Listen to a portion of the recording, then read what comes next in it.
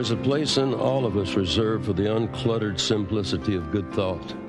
It is a harbor for sweet memories and special moments. It's a refuge where things are remembered through the innocence of a child's eyes. It's a place of carousels and unicorns, of tree houses and slumber parties, and of backyard tents and whispered secrets with a trusted friend. Here, puppies stay puppies.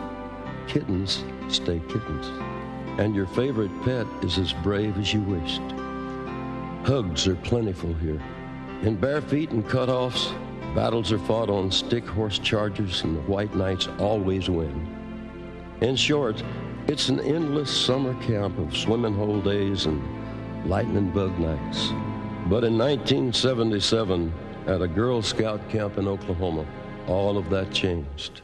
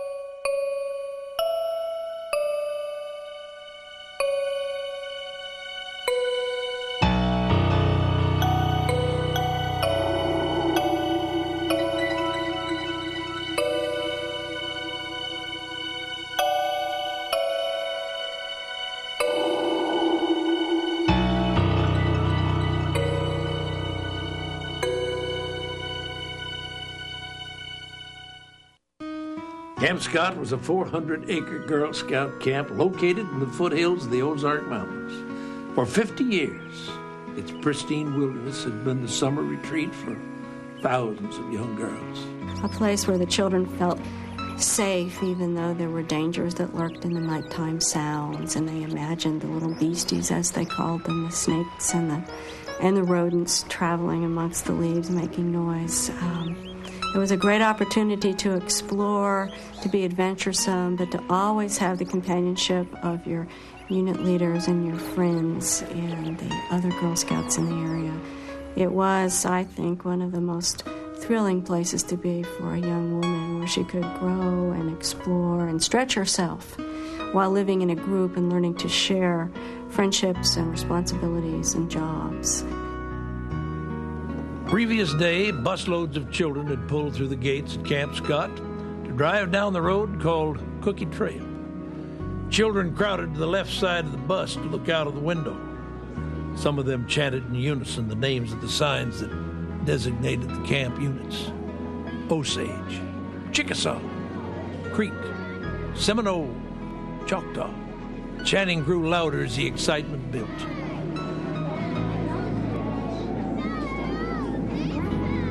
Everyone had seen their sign except the Kiowa unit. One of the older girls who had been there before explained that the Kiowa unit was on the outer edge of the camp on the other side of the Quapaw unit.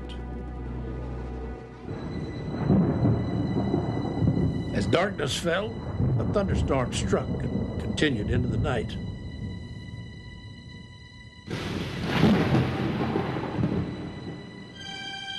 "27 girls had been assigned to Kiowa unit. Lori Farmer, age 8. Denise Milner, age 10. And Michelle Guse, age 9. They were assigned to Tent 8. A clerical error had assigned the 4th camper to another unit.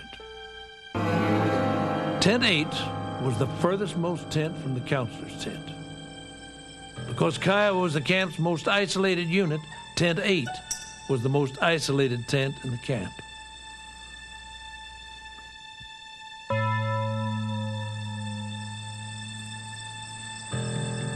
A counselor in the Comanche unit noticed a dim light in the woods. It appeared just beyond the tree line surrounding the camp. She knew that no one should be in that area and pointed her flashlight in that direction. As the beam of light hit the trees, the dim light went off. She turned her flashlight off and waited.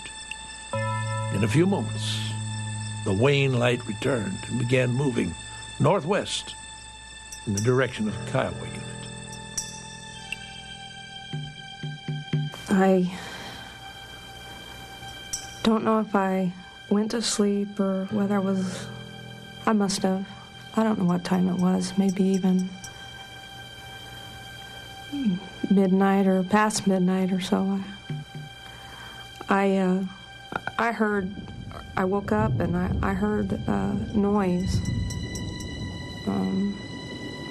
coming from an area kind of off the road by our tent. It was kind of intermittent. It wasn't continuous. Something like a cross between a frog and a bullhorn or something. It was low and kind of guttural. It wasn't language. It didn't really seem human.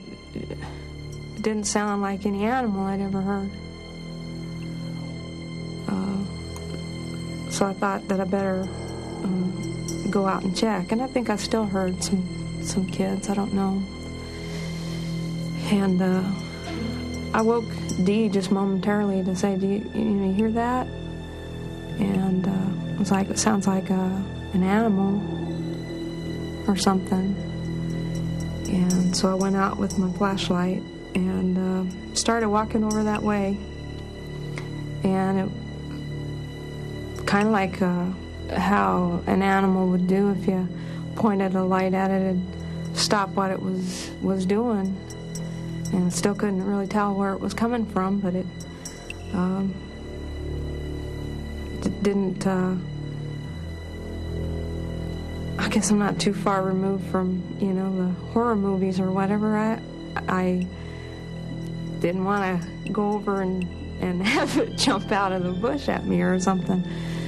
So I turned around and went back and walked the tents, walked around the unit, and everything was quiet. All the tents were quiet, and I went back to bed and went to sleep.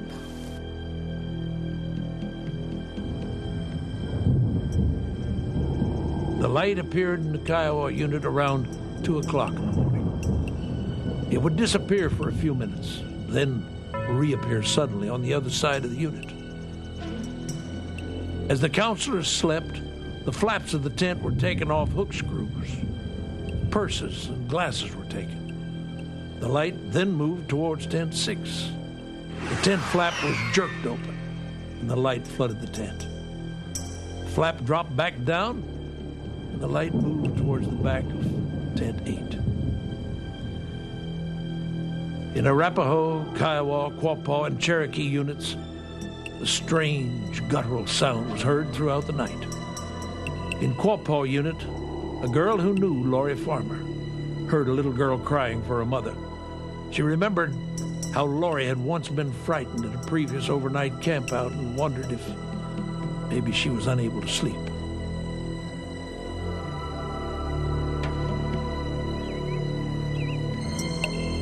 I woke up. My alarm went off. I wanted to beat most of the staff up to the staff house so I could get some warm water for my shower.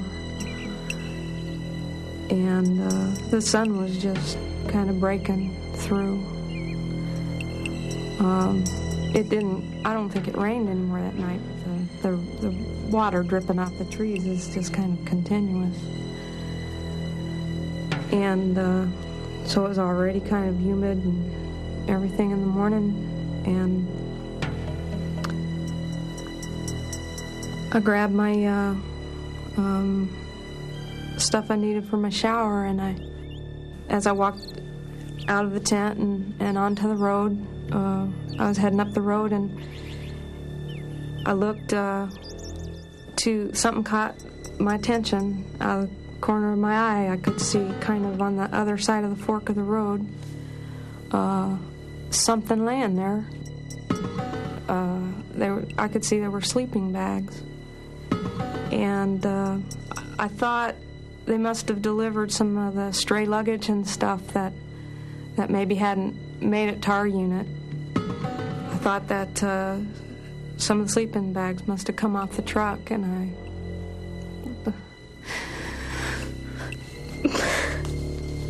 just walked over and saw a little girl laying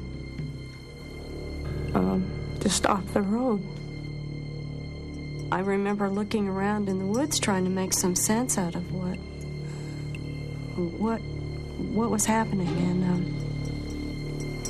we had a dead child, and I started to think, well, she must have gotten out of her tent, and could an animal have done that? I just remember not being able to understand, and my counselors and the nurse were beginning to fall apart, and then it dawned on me there were 2 others missing.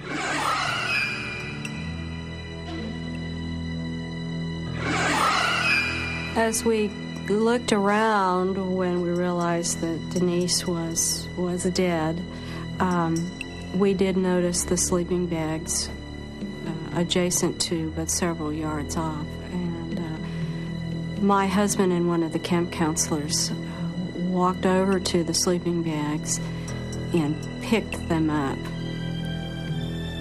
feeling the weights in the individual bags. Richard, my husband, then knelt down and felt through the bags and determined that there were bodies or parts in the bags. The children were so small or had been crumpled so that it was almost unbelievable that there were children in the sleeping bags.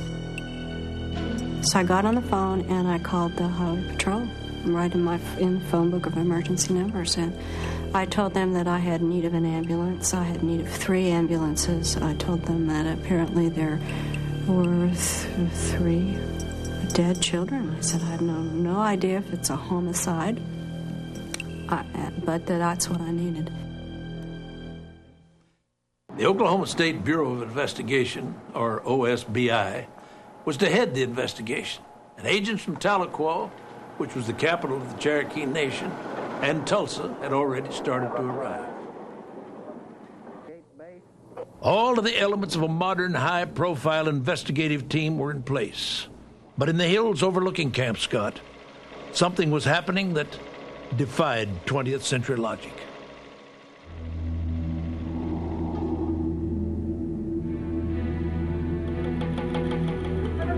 He stood below the rock overhang, which was now his home. He watched a flock of vultures circling, gliding in a descending spiral to the valley below.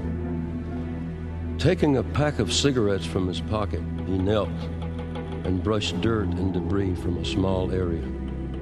Intermittent breezes brought the sound of screaming children and rumbling diesel buses. The screeching of the birds grew louder, as if to signal a death find in the valley. A shrill scream of a siren signaled more panic from the valley. He paid little attention as he broke the filters from the cigarettes and stacked green cedar branches in 4 small piles. Lighting the tobacco and cedar boughs, he closed his eyes and whispered the incantations. A warm wind blew tobacco and cedar smoke to the valley, where the day before children had laughed and played.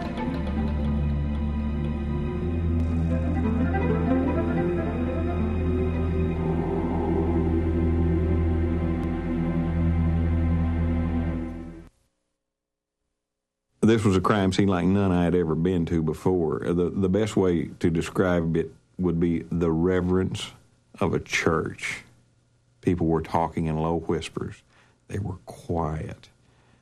As I look back at it now, I don't even recall birds singing. We walked over and there were 2 bags. I know the first thing I was struck by is how tiny, tiny, tiny the figures were in the sleeping bags. I don't know why I never related, at least to myself, that these were tiny, tiny children. They took up only one small portion of the sleeping bag. And laying near the sleeping bag was a little black girl about probably 10 years old, and somebody had covered her with one of the sleeping bags. We opened the first sleeping bag, and there was a tiny little blonde-headed girl laying in the sleeping bag. And I remember Kerry, as he snapped the picture, as we opened the sleeping bag, all he could say is, "My God, my God." And they declared her dead. And then we checked the third bag, which contained another little small girl, darker-headed, who was bound with her hands behind her back, and of course she was dead too. With tape, rope, and carefully sewn gags, the murders had been carefully planned. Tent number 8 was the most isolated tent in Camp Scott's most isolated encampment. With the storm covering his movements, the killer entered the back of the tent and struck the children as they lay on their bunks. Patterns of splattered blood suggested that Michelle Guse and Lori Farmer had been killed inside the tent, and that Denise Milner had been dragged or carried through the woods and then killed. The killer then made a feeble attempt to cover up the crime by wiping the blood from the tent floor with mattress covers and towels. These were stuffed in the sleeping bags with the dead children. The bags were then carried to the location where they were found.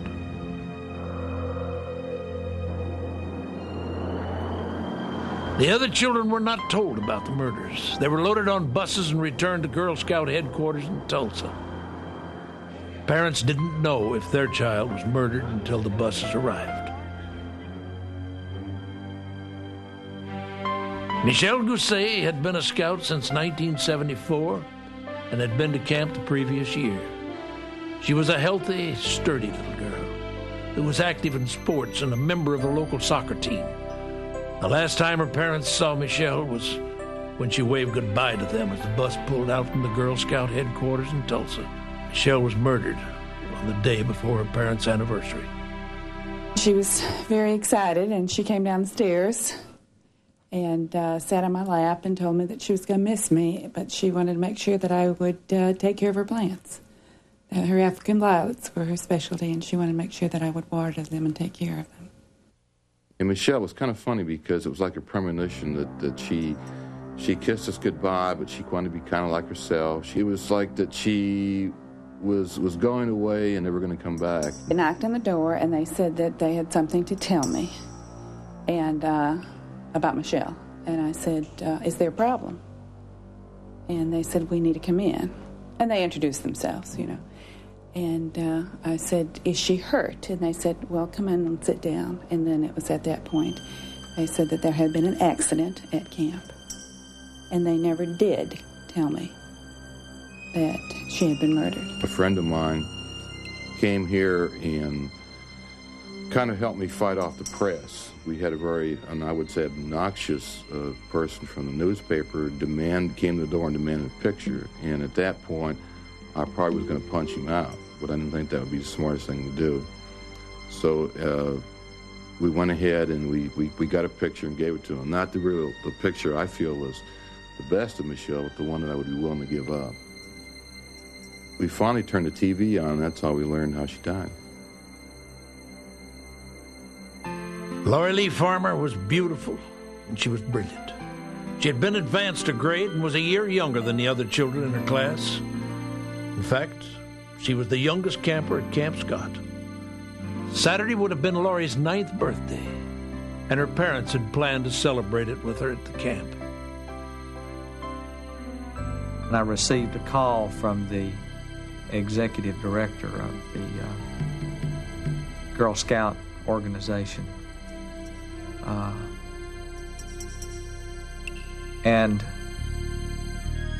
later we found out that we were the third people that she called.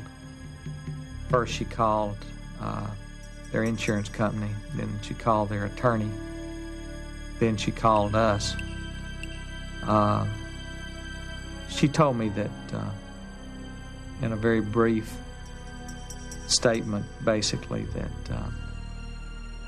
Lori and two other girls were found dead out some distance behind their tent. No explanation, nothing else. Not that there was any violence involved. I had a hard time not letting her go this particular year because everyone was going somewhere to camp. She wasn't real adamant about it being Girl Scout camp. She wanted to go somewhere to a camp, and she had actually picked two, the Y camp and Girl Scout camp. Primarily, I was the one who chose the Girl Scout camp over the Y camp. And that's something that I have to deal with myself, in that was my decision. Also, the week that Lori went to camp was my decision.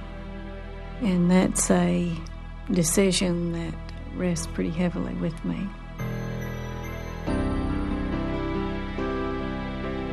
Doris Denise Milner had been excited about attending camp. But the thought of leaving her mother and her 5-year-old sister had caused her to be apprehensive. She had to be reassured every step of the way. She was getting weird about going. She had decided she really didn't want to go. She wasn't sure that she would like it. But I convinced her that she should go and try it, that it would help her be more independent, and that if she didn't like it, all she had to do was call and we would come and get her, that she didn't have to stay. Before the bus left the Girl Scout headquarters, Mrs. Milner had boarded the bus to let Denise know that she could call home if she got lonely. A straight-A, award-winning student, she had just been accepted to the prestigious Carver Middle School. Her little sister, Kathy, was only 5 then, and at the time I didn't think much about what she was saying because I felt like she was just wanting attention because Denise was getting so much attention.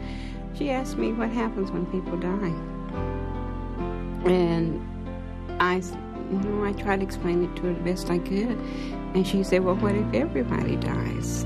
And I told her that people are being born every day.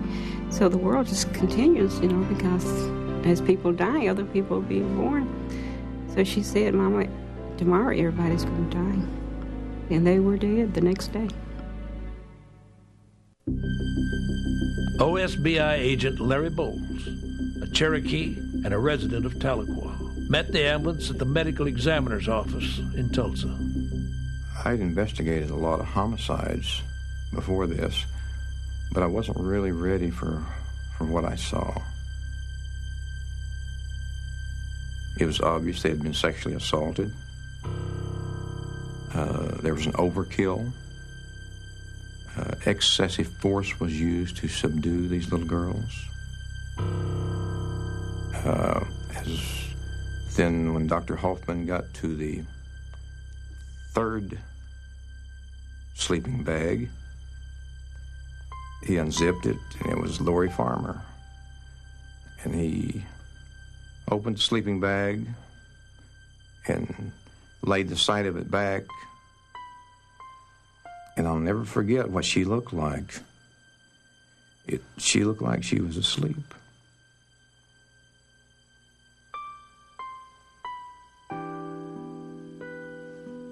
And I thought maybe she'd wake up. But I knew that wasn't possible. She was just at peace. She had a flashlight stuck between her legs, just like she went to sleep and wanted to make sure that she could find her flashlight, should she need it during the night. But she was, lying there, so at peace, just like a little baby asleep. And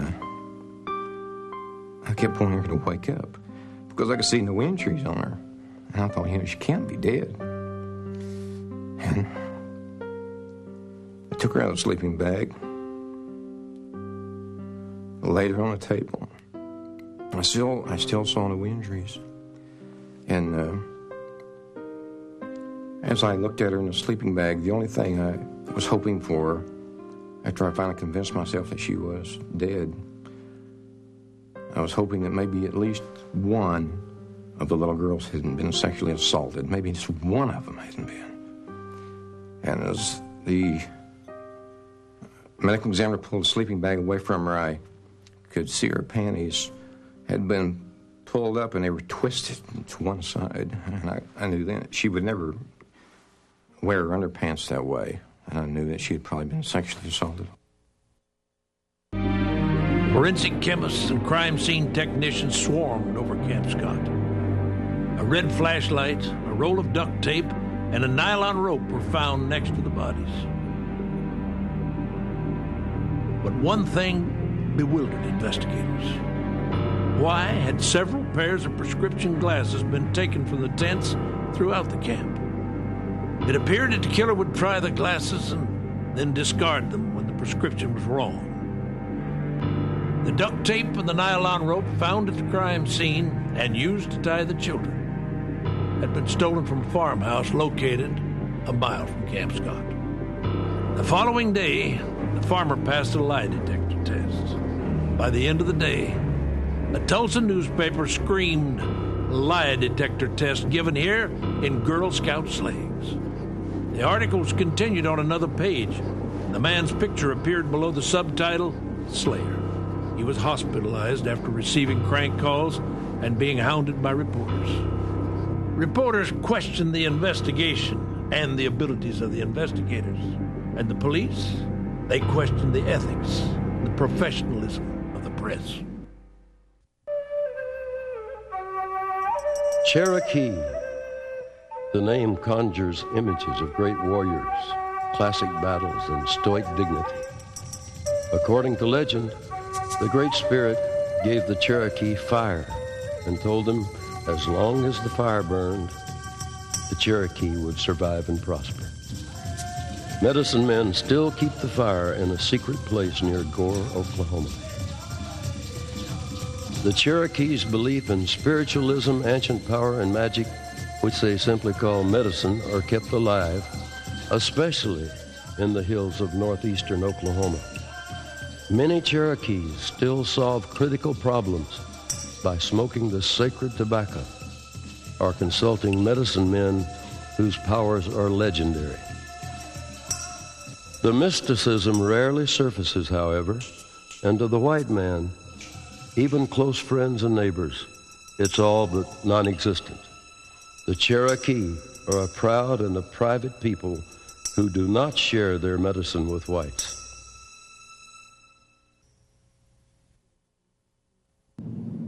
Tracking dogs were flown from Pennsylvania to search for the killer. The press dubbed the dogs Wonder Dogs. The owner claimed they cracked an 8-month-old case in Pennsylvania by picking a suspect out of a lineup. They promised a break in the case within 48 hours. At a command meeting, it was mentioned that a Cherokee named Gene Hart had escaped from a county jail and was still at large in the area.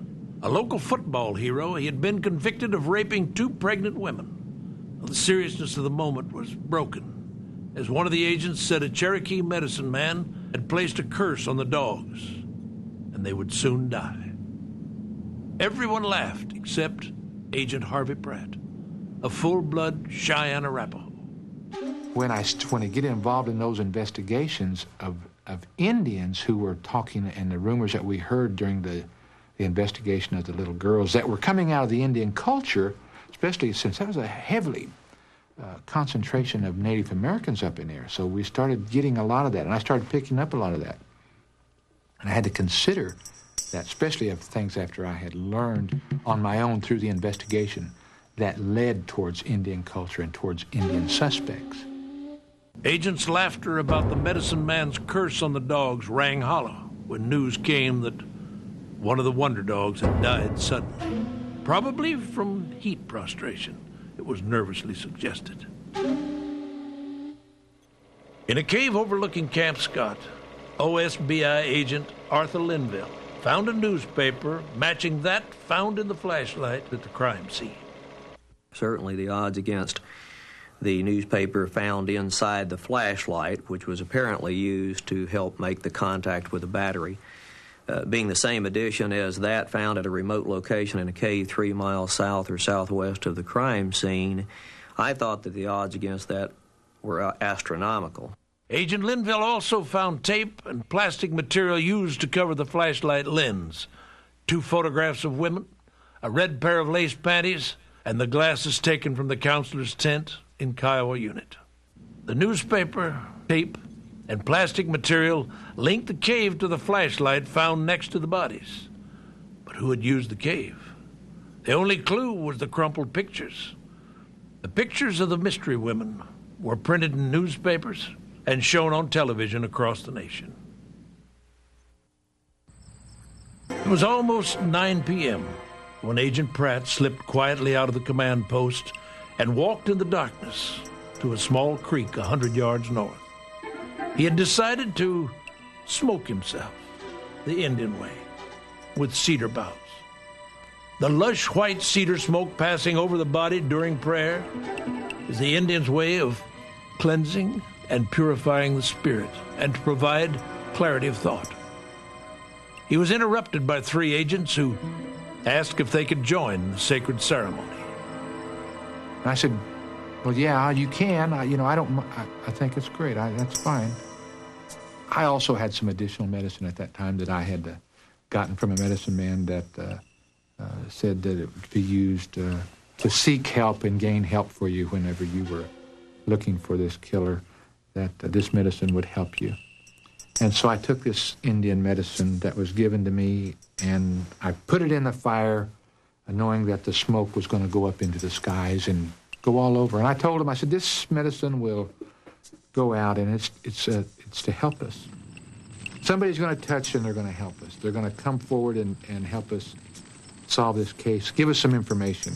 So we all smoked together as brothers, a regular cigarette, tobacco, without a filter. And the phone rang. The phone rang from our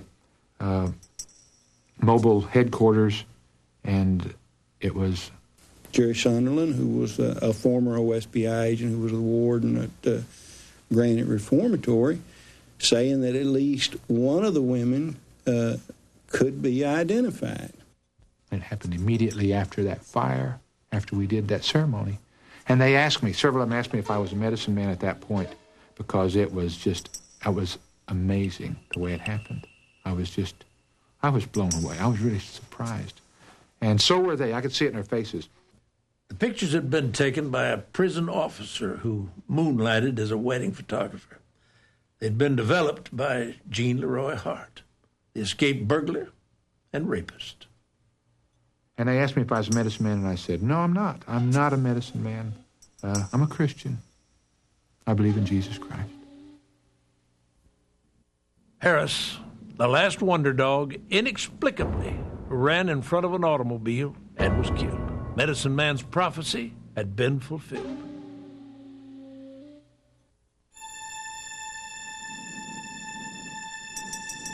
In Tulsa in 1966, Gene Hart kidnapped at gunpoint 2 pregnant women.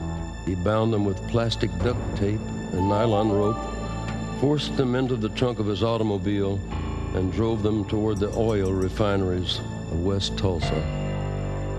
After he stopped, I opened the trunk and got me out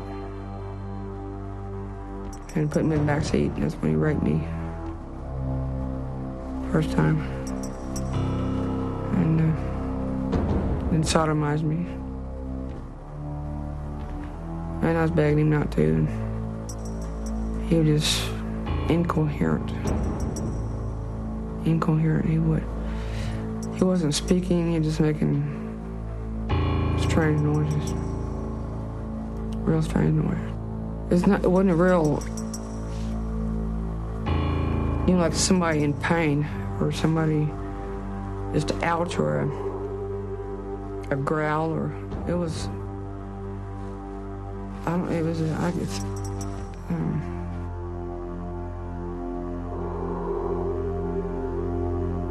and so we went to enter, whatever. His own little sound that he has, or he made. Were these strange sounds the same as those heard by the counselor the night of the murders? Although the list of similarities between these attacks and those on the scouts grew as the attacks continued, one singular event defied coincidence. He taken my glasses. He used them before in the car on the way out there in the first place when I was sitting up. He'd used my glasses before. He wanted to try them on. And my glasses were gone. He placed a rag in the women's mouths and wrapped the tape around their mouths and eyes. Next, he taped their nostrils, their last source of air. He covered the women with brush and leaves and left them to strangle and smother to death. But something else happened. I took all that tape, I don't know how many times right, but I popped it off. I broke it off. And that's the only thing that saved us. I broke all the tape, and I just, God helped me. He broke the tape for me.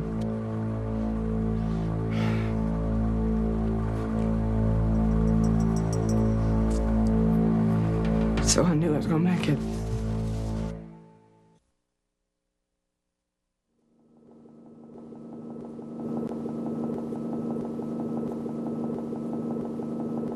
Ten days after the murders, a farmer working in a remote area about 2 miles from the Girl Scout camp caught a glimpse of a man sitting in a cave. And I noticed immediately was that first fire. And then when I looked, I noticed that there were other little fires scattered around it, kind of in a half a circle, back coming around this way, and to circle it up by 4 fires. 4 is very significant in Indian culture for the 4 seasons, the 4 directions, winds, 4 major colors, things like that are used in ceremonies. And I noticed the cigarette butts, and we found a book of matches, and I saw the cigarette butts, and I noticed that the filters had been snapped off of them. Well, to me that meant something, because I was aware that sometimes when you smoke among Indians, and they smoke for a reason, and they're going to cement or consecrate something, they would smoke. We're going to smoke over this. It's good medicine. We're going to smoke over it. I break the filter off to get rid of if they don't have a pipe or their own tobacco, they would take away that last piece of civilization and throw the filter away and smoke it direct of a cigarette. Well, I noticed there was a couple of butts that had the filters had been broken off, and then the filters, a couple of pieces, and then I saw the remains of the little pieces of cedar branches, and at that point I assumed and felt relatively sure in my mind that someone was down there that was an Indian and had used this as either to purify or to sanctify himself and smoked over it. And I think that's what that cave was for. The man had used that to help himself. Indian medicine.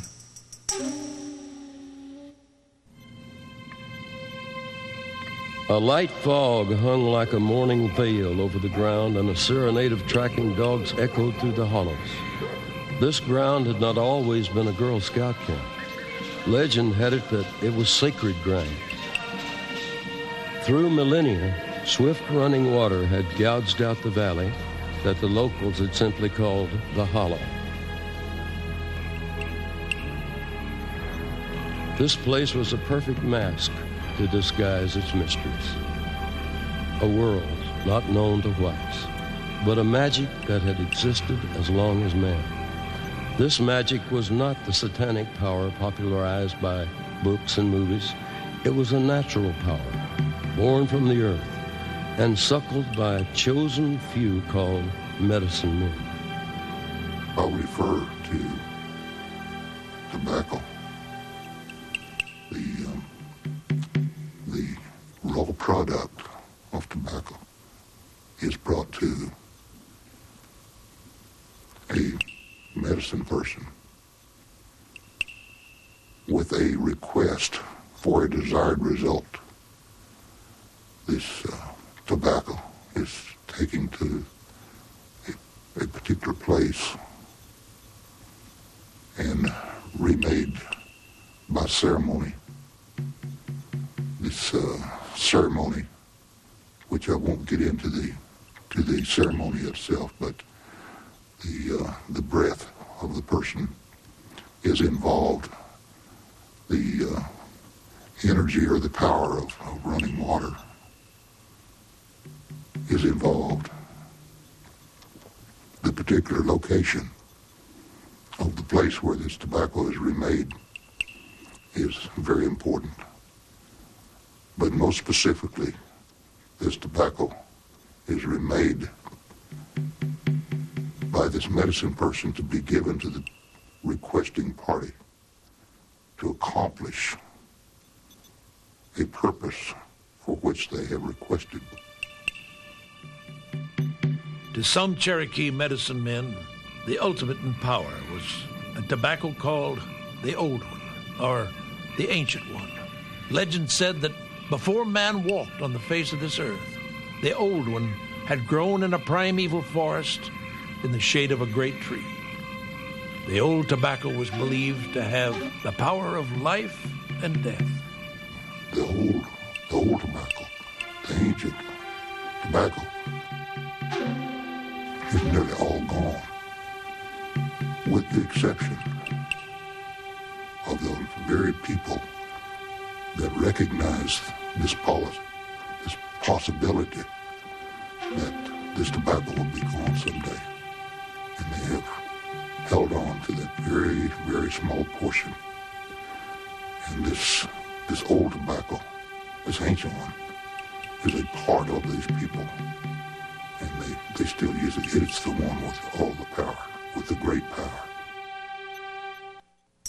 My younger brother, who is also a police officer, got involved in this investigation with me because I wanted someone to be with me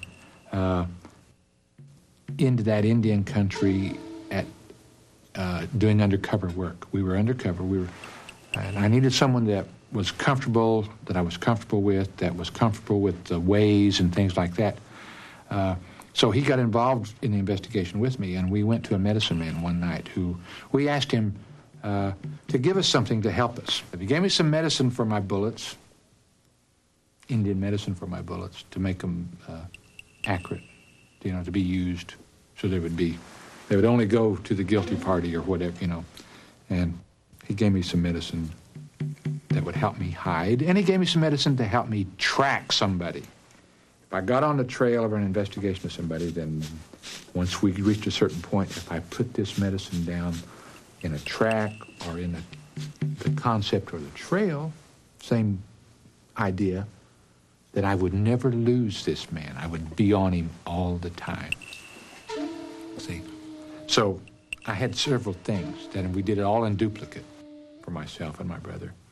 And I used all that stuff. I used all of those things under the restrictions that was given to me, because I wanted to make sure that things were done properly according to, and since I felt like we were dealing with Indians.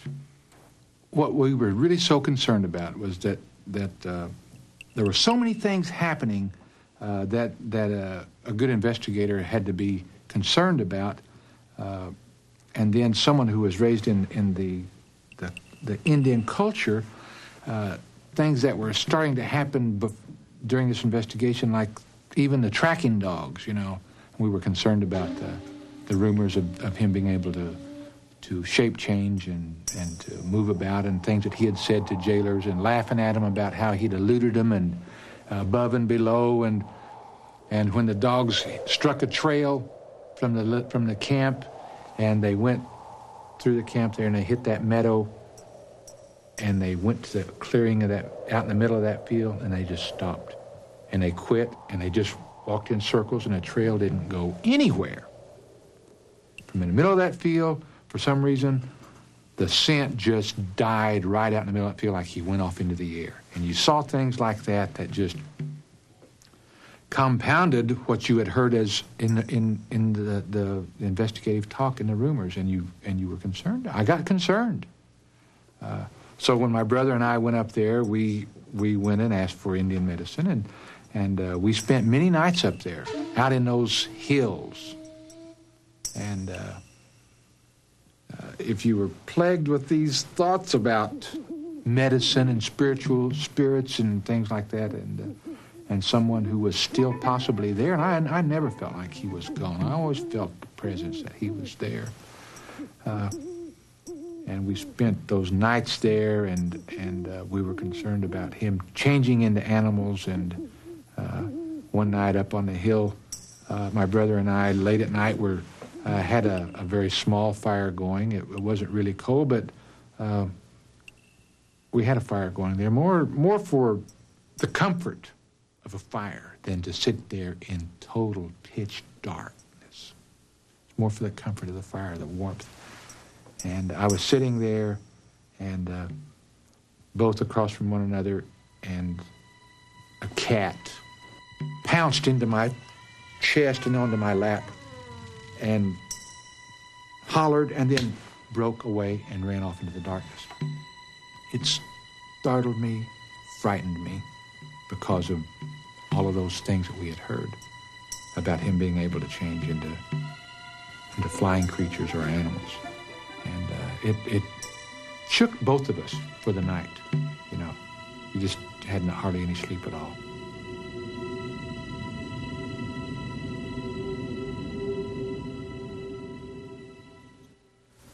During the course of the investigation, I developed an informant, but it was a couple of days before I actually told my supervisor that this person had come to me, had contacted me with information on Gene Hart.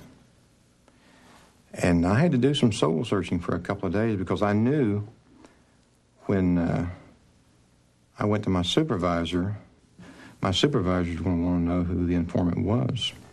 And I had given my word that I would never divulge this person's name. And based on that, the informant would keep giving me information as long as I would protect his anonymity. The informant told him that Hart had been taken to a medicine man in the notorious Cookson Hills area. Generally, medicine men in that form don't judge a person. If an Indian needs help or needs a place to stay, and that person is a believer, generally they just move in. There's no questioning. If Gene Hart went someplace and said he needed help, the medicine man would let him move in with him, and I think that's what happened. Criticism of the investigation grew, as did admiration for Hart. The government's own evidence seemed to exclude him as the murderer. After all, there was sperm in the victims, and Hart had had a vasectomy. With this seemingly incontrovertible evidence, many investigators also had doubt about Hart's guilt. And yet, every resource the government had to offer was used in an attempt to capture him. 40 FBI agents, as well as every agent on the OSBI, pursued him. He had eluded the National Guard, the Highway Patrol, and over 600 searchers. Bloodhounds, wonder dogs, and heat-seeking aircraft had failed to find him.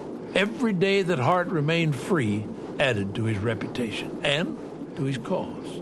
The enigmatic and mysterious young fugitive was a celebrity, someone to say you had known. Gene Leroy Hart, burglar, rapist, accused murderer, and a football star, had become a folk hero. On the last evening of her life, Denise Milner wrote a letter to her mother. Dear Mom, I don't like camp. It's awful. The first day it rained. I have 3 new friends named Linda, Lori, and Michelle. Michelle and Lori are my roommates. Mom, I don't want to stay at camp for 2 weeks. I want to come home and see Kathy and everybody. Your loving child, Denise Milner. A few minutes after completing the letter, Doris Denise Milner, age 10, was dead.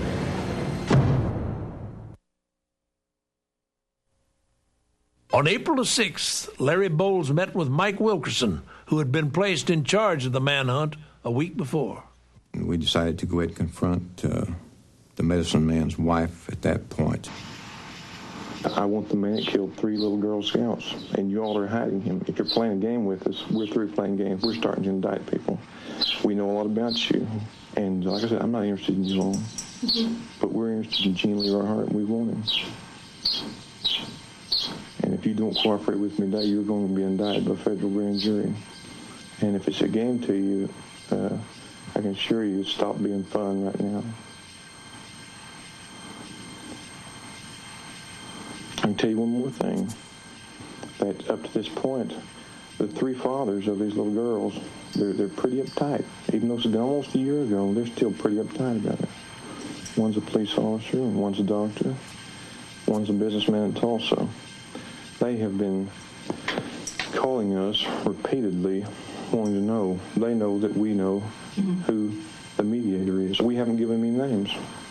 But I can assure you, by the time the sun goes down tonight, they're going to know your names and your addresses. Agent Bowles' bluff paid off. The woman took Harvey Pratt in an unmarked van to scout the area where Hart was hiding.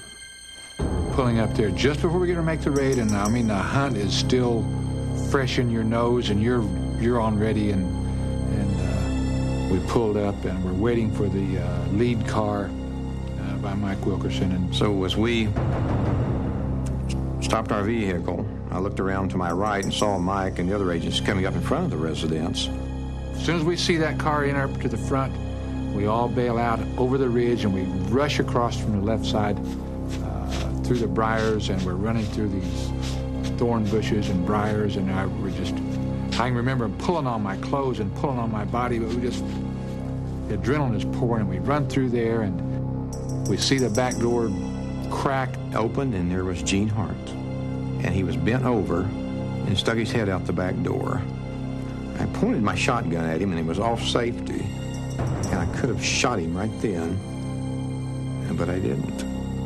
And I yelled at him. I said, "Gene, you're state agents, you're under arrest, we have you surrounded."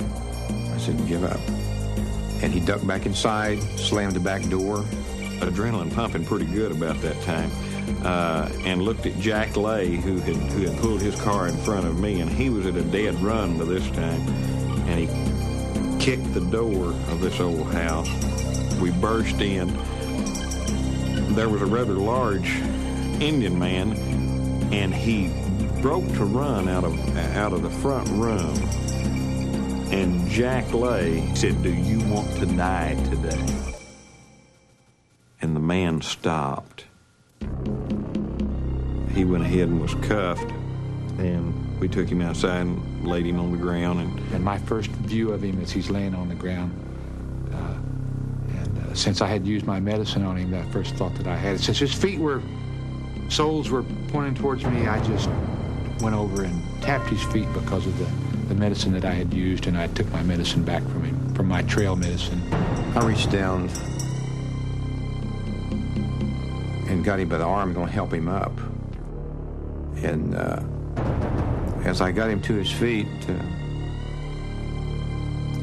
I asked him, I said, "You killed those little girls, didn't you?" He said, "You'll never pin it on me." It didn't escape anyone's attention that Gene Hart was wearing women's glasses. We subsequently transported him to the Tahlequah OSBI office without him muttering a word on the way down there. He never said a word. The largest manhunt in the Southwest had ended in the legendary Cookson Hills. Somehow, it seemed appropriate. The land that had hidden Pretty Boy Floyd, Rufus Buck, and Belle Starr added yet another name, that of Gene Leroy Hart. Experts found that Gene Hart's hair matched exactly the hair found on the tape used to bind Denise Milner's hands. But one thing could blow apart the case against Hart. Gene Hart had had a vasectomy. If he was innocent, there would be no sperm in his semen. But the samples revealed Gene Hart's vasectomy had not been successful. Sperm was present in the semen. In fact, chemists believed the sperm was so unusual that it could possibly be matched with that found in the victims. Hart hired attorneys from the Native American Center in Oklahoma City. Now, many of Hart's supporters were disappointed that he had chosen the young attorneys when it was believed that he could have any attorney in America. But they were competent, and they were energetic advocates. On the last evening of her life, Michelle Guse wrote a letter to her aunt. Dear Aunt Karen, how are you? I am fine. I am writing from camp. We can't go outside because it is stormy now. Me and my tent mates are in the last tent in our unit. My tent mates are Denise Milner and Lori Farmer. My room is shades of purple. Love, Michelle. A few minutes after this letter was written, Michelle Heather Guse, age 9, was dead.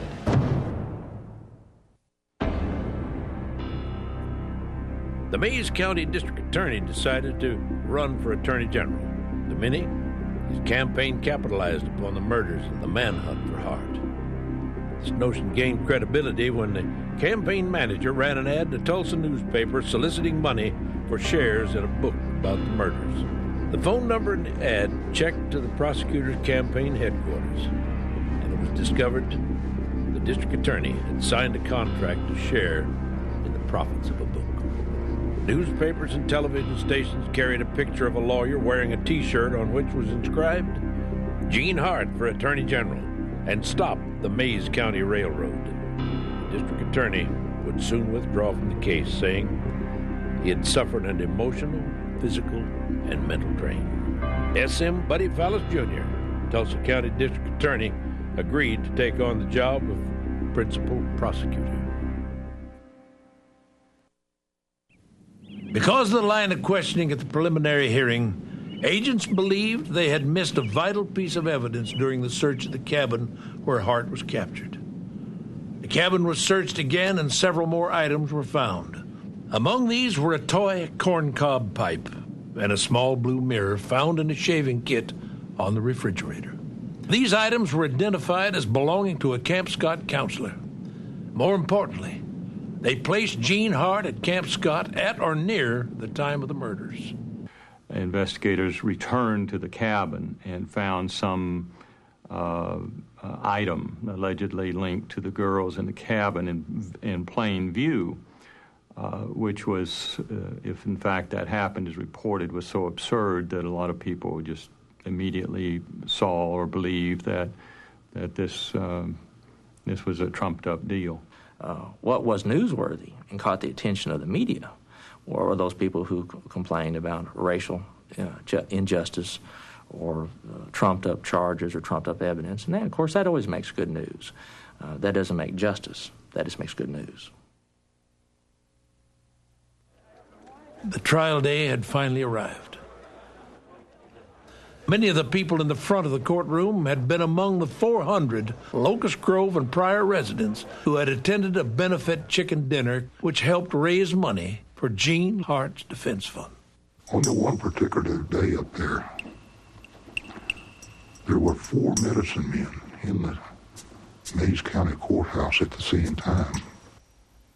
And that was to influence the outcome of that trial that was going on there. We were the enemy. When we walked in the courtroom, we seemed to be the guilty party. And everyone was rallying around their hero. And it was a shock.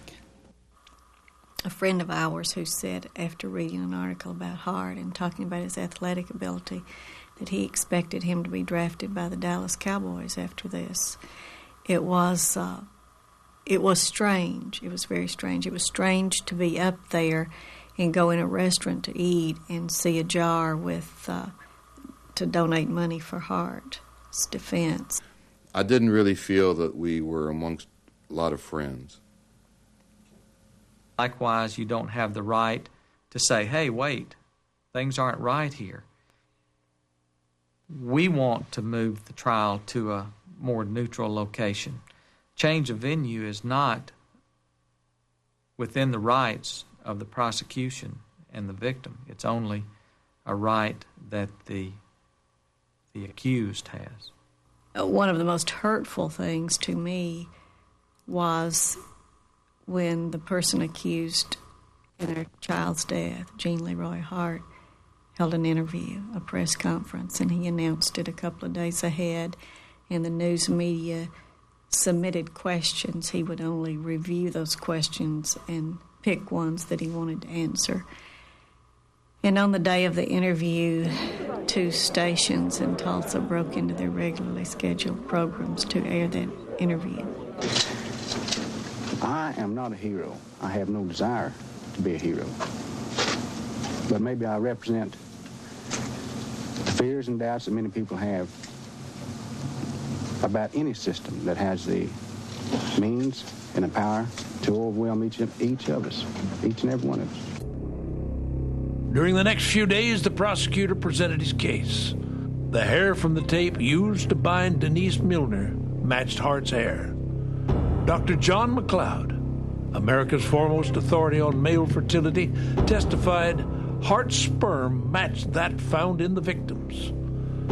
The pictures of the women found in the cave linked him to the tape and the newspaper found in the flashlight left at the crime scene. And finally, the mirror and the corncob pipe found where Hart was captured were identified as belonging to a camper who was at Camp Scott on the night of the murders. Rules of evidence prohibited the prosecution from introducing the similarities between the rapes of the pregnant women and the murders. This type of evidence would be too prejudicial to the defendant. I recall an incident where on a blackboard, if my memory serves me correctly, that had been covered with a paper. I was going to use the blackboard in the questioning of a witness, and the jury was in the box, and I walked over to the blackboard to raise this paper to have the witness draw on the blackboard, and somebody had written across the blackboard, framed, apparently anticipating that I might be using that blackboard. I can't recall exactly what I said. I remember erasing the word framed that was on there, but I'm sure it was not done in an earlier trial. I rather suspect that it was during the same trial. The defense called a chemist who said that the hair comparisons made by the OSBI were certainly similar, but that was all. He drew the analogy that my thumbs look alike, but they aren't. A woman and her son attempted to implicate another man as the probable murderer. Agents had discredited their story weeks before, and scientific tests had excluded the man as a suspect. An ex-jailer, who the sheriff had fired in 1973, testified that he remembered seeing the photographs found in cave number 1 in the sheriff's desk after Gene Hart escaped. The sheriff denied the charge and produced the property receipt signed by Hart that showed the pictures were not in his possession when he was in jail. The defense rested without Gene Hart taking the stand. Does a jury have the courage to do, what is right? That is the big question, because I felt the evidence was clear. I feel it spoke for itself about Gene Hart's guilt. The newspaper accounts at the time and listening to people in the community discuss the issue, there was certainly a belief that some evidence had been planted. In fact, there was real concern, I think, among a lot of people, myself included, that if Hart were guilty, the apparent fact that the sheriff and the investigators tried to overplay it by planting of evidence probably persuaded the jury to believe that they didn't have a very good case. It was 11 o'clock at night when Crying Wolf met his co-conspirator, the sheriff of Mays County, in the courtyard of the old courthouse. The sheriff was stung by the accusations that he was railroading Hart and had planted the pictures of the women found in the cave. Frustrated and angered, he asked Crying Wolf if there was an Indian way to determine who was lying. The medicine man's help came in the form of the old one, the most powerful of all medicine tobacco. To Crying Wolf, the issue was simple. Gene Hart stood on the blood of those little girls and told God Almighty that he didn't do this. And there was other people, if you will, on the other side of the fence, standing on that same blood, and said, Gene Hart did this. And to use that old tobacco to bring this out was the ultimate purpose. The use of the old tobacco conformed to the significance of the number 4 in Cherokee culture. As Crying Wolf prayed, the sheriff, still weakened from a heart attack, placed 4 equal portions of the old one at the 4 corners of the courthouse. The number 4 was to be significant in Gene Hart's life. As the 4th portion was deposited, Crying Wolf prayed for the ultimate truth. But what was the ultimate truth? The ultimate truth is life and death. And this is the ultimate test of the ancient one, to determine if Gene Hart or another person would die as a result of this terrible thing that was done.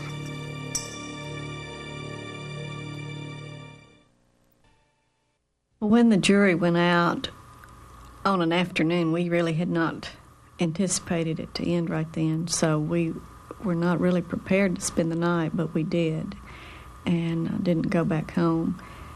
Early the next morning, we went over to the courthouse, and I sat in the courthouse by myself in the courtroom for quite a while thinking about it, and was actually sitting there when they said the verdict is in.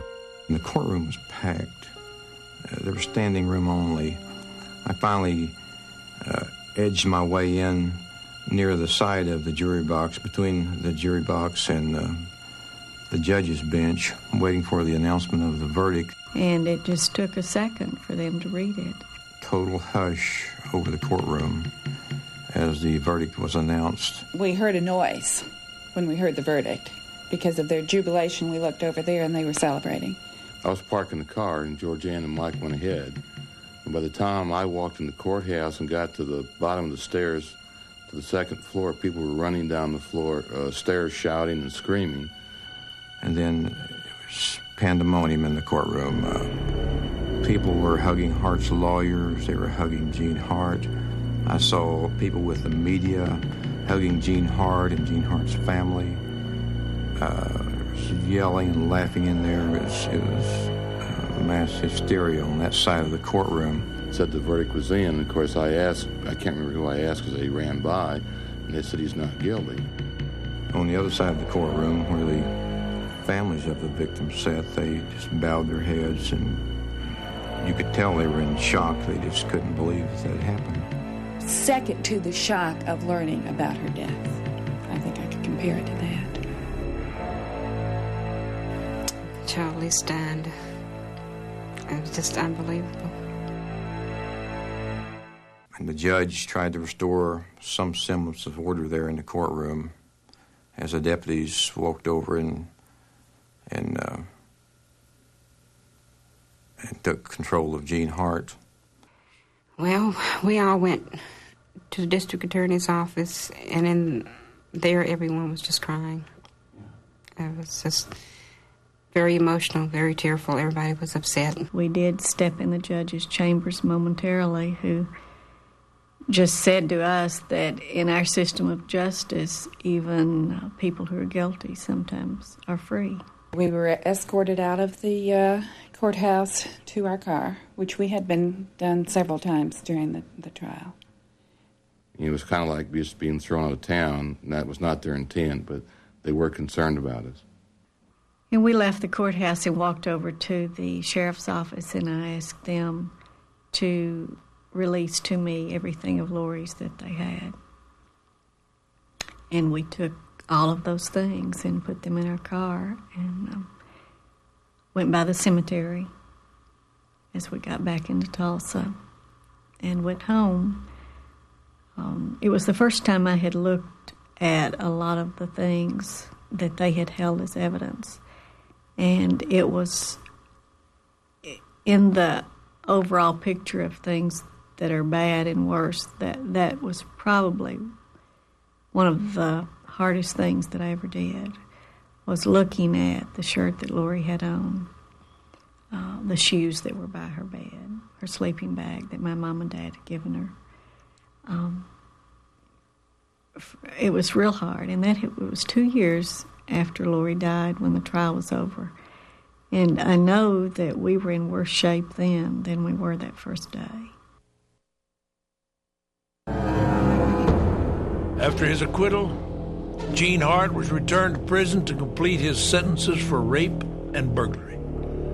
A few weeks later, after an intense hour of lifting weights, he began his evening run in the prison exercise yard. The June sun had disappeared behind the prison wall, leaving a chilling shadow and the rumble of distant thunder.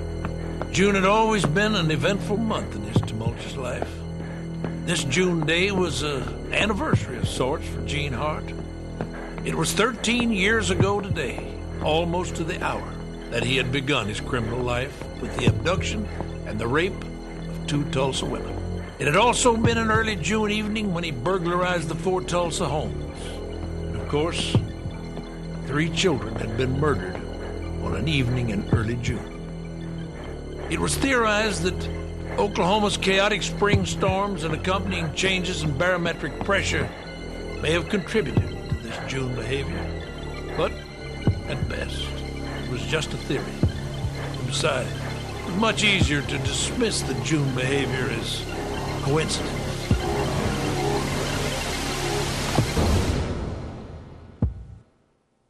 Shortly before 7 o'clock on the last June evening of his life, Gene Leroy Hart collapsed and died. I'm sure that a lot of people will argue that justice was finally done, and other people are going to argue that he never should have been there, and that possibly by being put in prison, this caused his death from whatever source.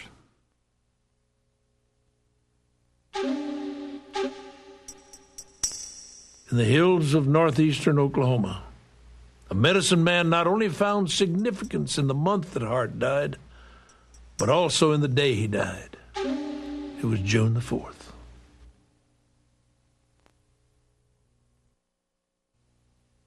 Did we abuse an innocent man, or did we turn an innocent or guilty man loose? But what is so important is the fact that we take this time to reflect and say, how can we make things better? So if we don't change, if we don't constantly prove to make our system better, then there's going to be lots and lots of Girl Scout murders out there. Just changed everything. And it took a long time to ever be able to go back out and not be afraid of being in the woods or sleeping outside at night. And I can't imagine how the parents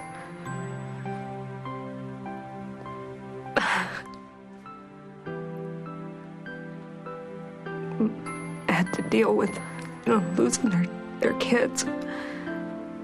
But I know how I felt and what I felt I lost. It's my innocence.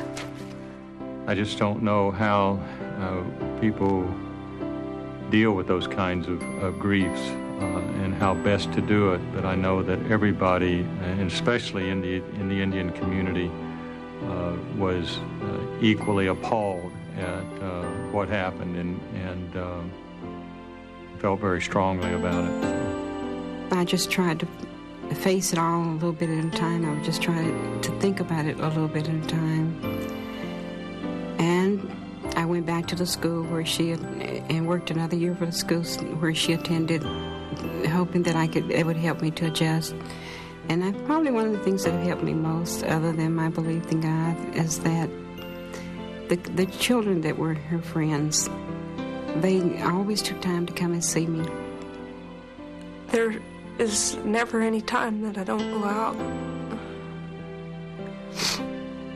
hiking or camping or anything that I don't smell Camp Scott, because it was like a second home to me. And when I smell the trees or